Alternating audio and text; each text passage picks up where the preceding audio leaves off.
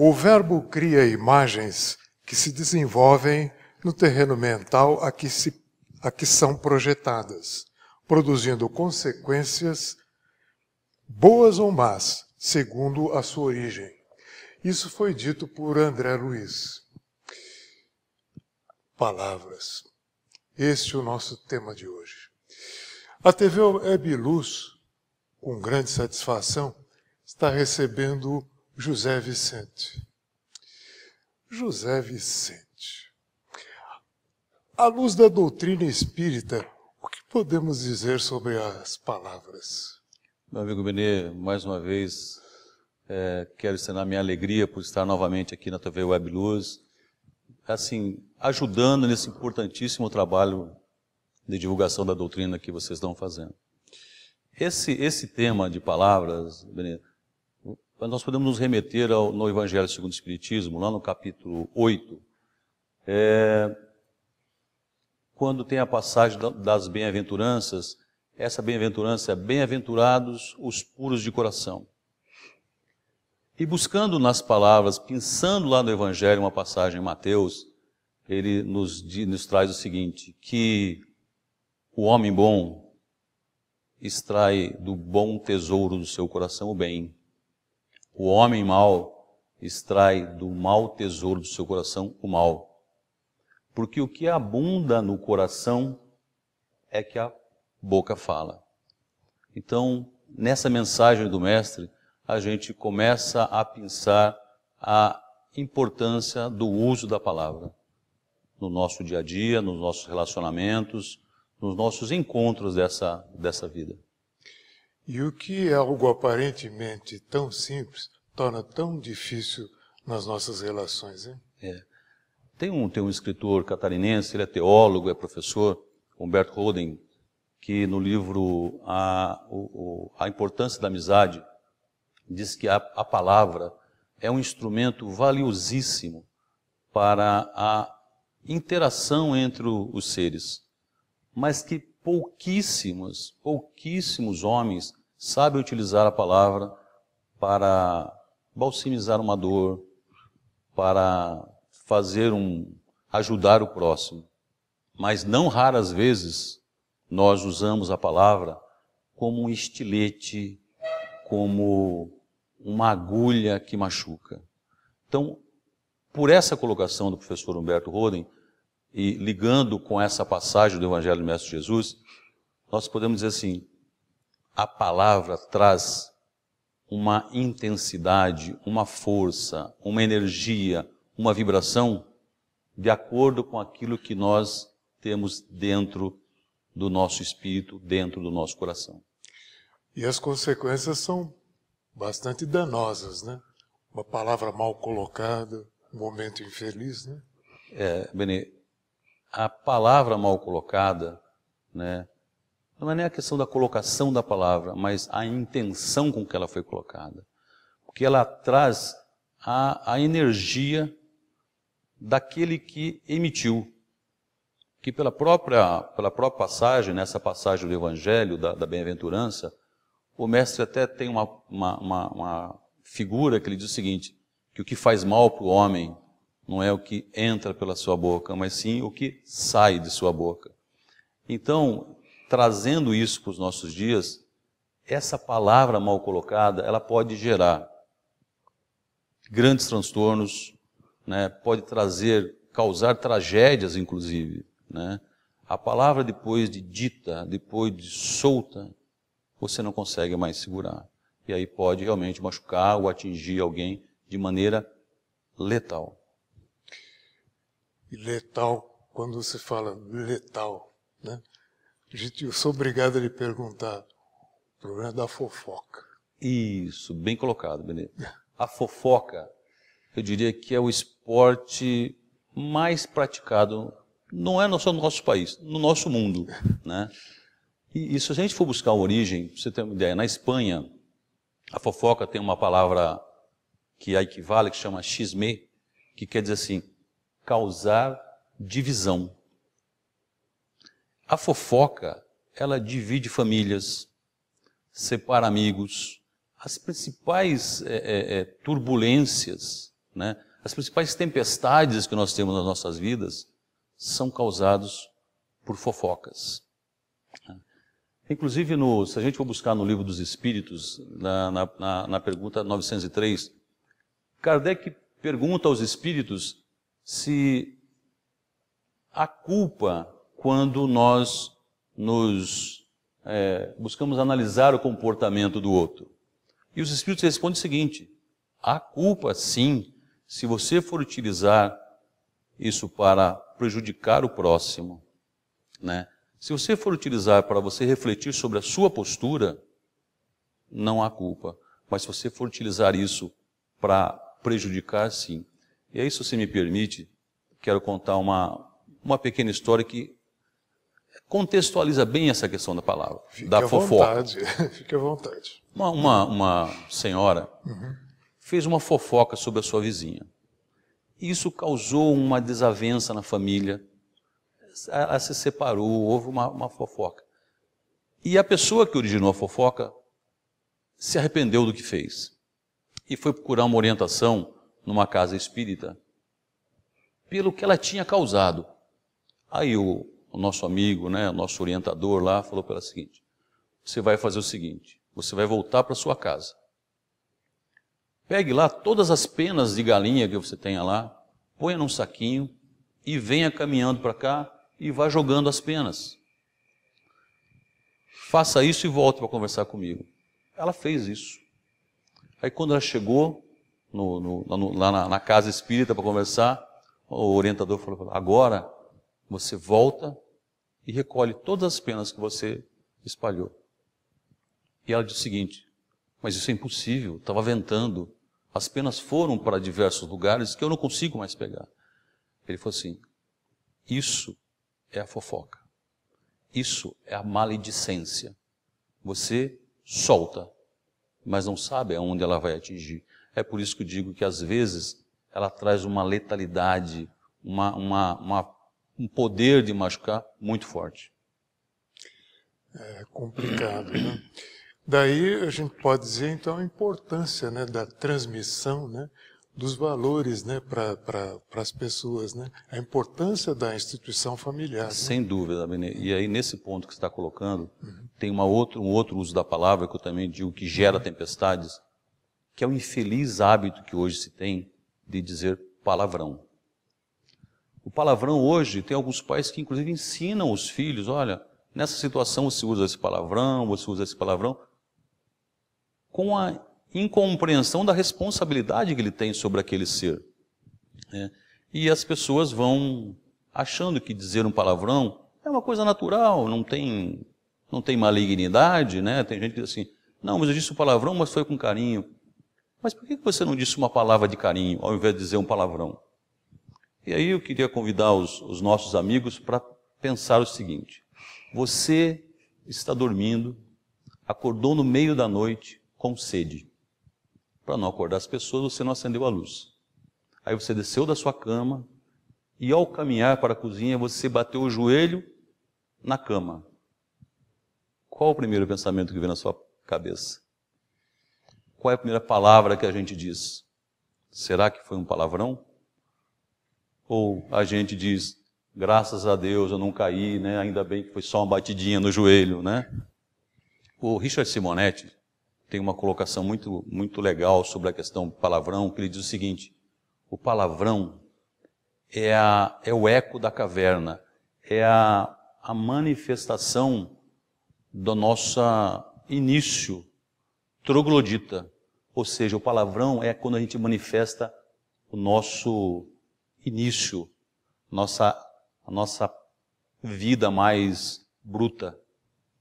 Então essas duas coisas causam muitas tempestades.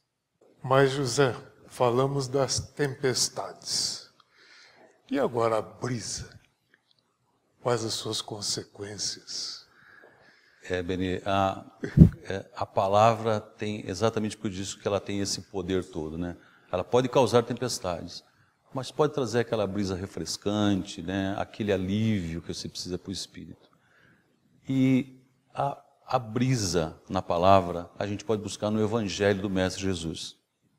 O Mestre esteve aqui conosco exatamente para dizer palavras que chegam até a gente como uma brisa, nos momentos de dificuldade, né? Nos momentos de dor, né? São brisas, né? São bálsamos que chegam até nós nesses momentos, né? E eu acho que a principal brisa do Mestre chama-se amor ao próximo. Perfeito. Olha, tem uma entidade num livro, agora, para me localizar, me parece ser Entre a Terra e o Céu. Fala-se da irmã Clara, que eu fiquei até tocado, que essa entidade, ela faz uma palestra, eu diria que uma aula lá na espiritualidade, e falando da dificuldade dos problemas decorrentes, né?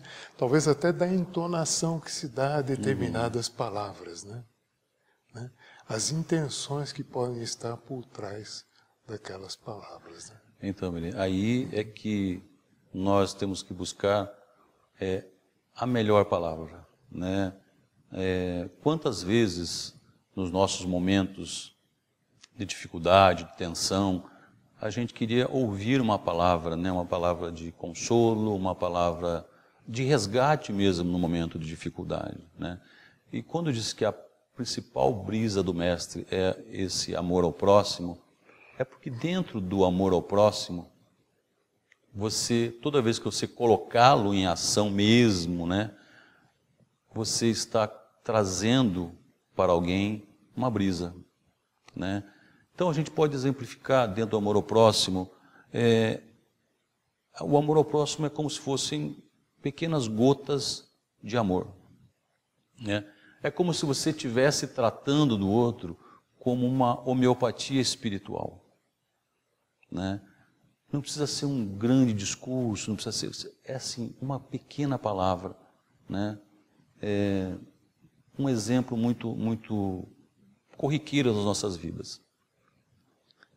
Quando éramos um pouco mais jovens, né, pequenos ainda, às vezes a gente aprontava algumas coisas, se machucava na rua, a gente vinha para casa, e quem que a gente procurava? Mãe, né? Exato. Mãe. E ela vinha lá, sempre tinha uma palavra de carinho, né?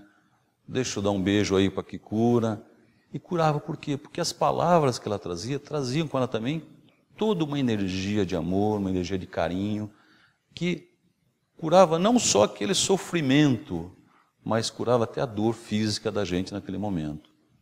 Então, essa brisa que o Mestre esteve aqui, e através da palavra deixou para que a gente a reproduza, né? a movimente na vida, nas nossas vidas, na vida das pessoas, essa brisa é o que deve nos mover na nossa convivência, nos nossos encontros, né? Buscando, numa frase que a gente usa muito no Espiritismo, do vigiai e orai, né? Esse momento de falar alguma coisa para o próximo. Você colocou bem na questão de como você coloca uma palavra, né? Como é que você faz chegar isso aí?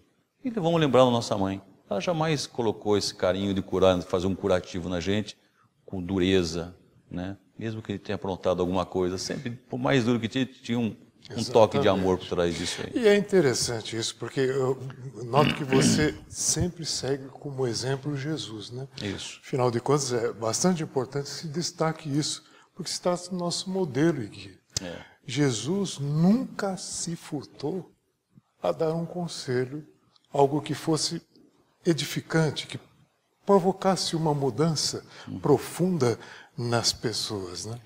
Você sabe, né, que a gente lendo as passagens de Jesus, todas as vezes que Jesus ia falar com a multidão, ou ia falar com alguém, antes ele conversava primeiro com o Criador, né? Nos momentos mais difíceis, ele buscava nesse Criador essa fonte de amor para poder chegar até o outro, chegar até o coração do outro com uma mensagem de amor, com uma mensagem de carinho, com uma mensagem de resgate, né? E quando teve que ser duro, ele foi duro, mas sempre exemplificando né? Ele não foi duro julgando, né? Ele foi duro orientando. E a palavra tem essa destinação também. Então, a gente busca muito na casa espírita isso, né?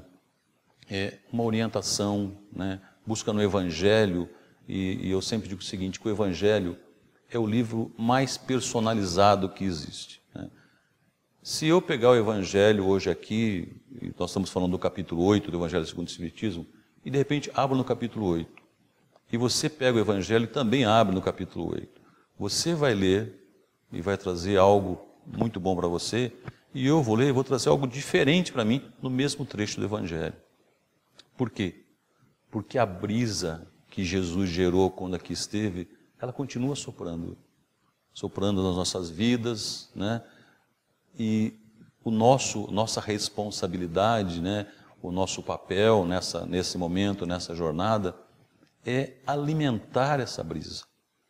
Porque aonde passa a brisa do Mestre Jesus, a tempestade não se instala, né? Ela sempre vem suavizar algum problema que a gente tenha. E não sem razão, né? Já se disse alguém, né, que as sociedades mais evoluídas tiveram uma profunda base cristã, né?